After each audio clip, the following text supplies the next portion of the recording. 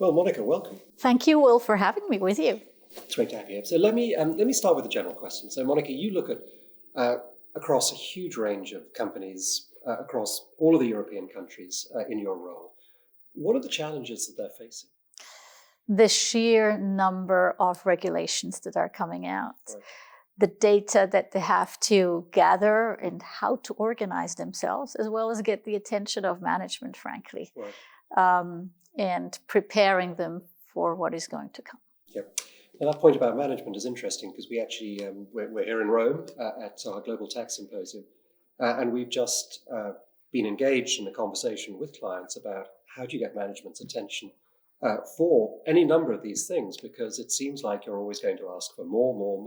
So again, as you talk to clients about that, what are the successful strategies that they find for actually engaging senior management in sort of understanding this and supporting it? I think there is not one silver bullet that does it all. Right. I think it depends very much, company to company. Right. One good platform is when the head of tax can go and speak to the board and to the C-suite and Right. has enough time to really update them and let them know on what is happening.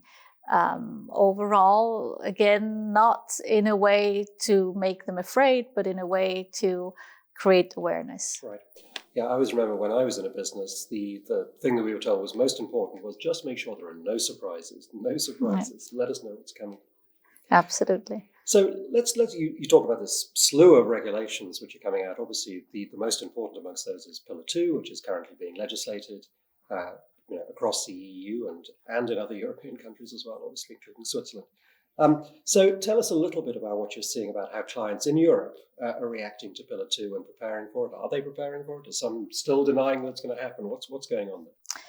I think they are generally preparing for it in one way or the other. Mm-hmm. Some a bit more, some a bit less. I think one of the very fundamental elements is, well, what are we going to do? How are we gathering the information? And by the way, how do I deal with the uncertainty?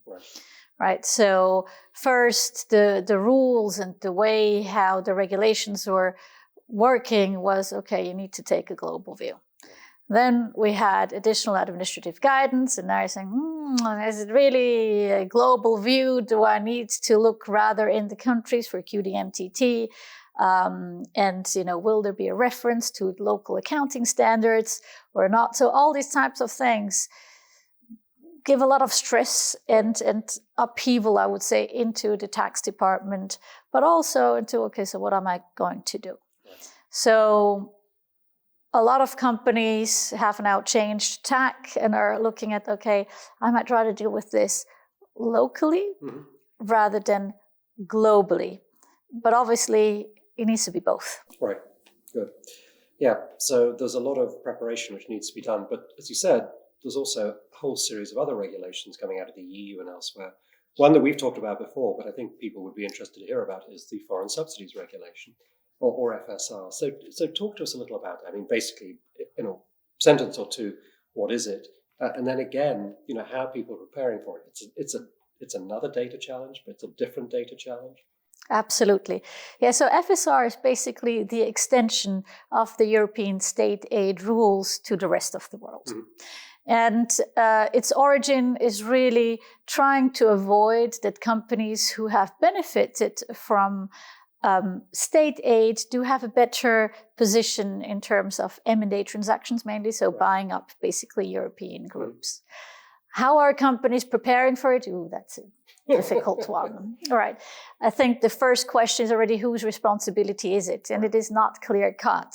Tax definitely needs to be involved because, we're talking about tax advantages. So foreign subsidies are not just tax advantages per se, though it can be much broader. Yeah. And this then brings other functions to the table.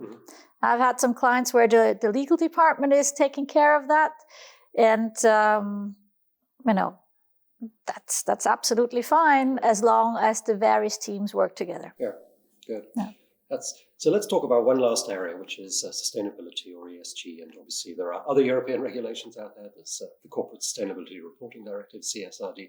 But how do you see companies, how do you see businesses preparing for, again, sort of this increasing amount of sustainability reporting?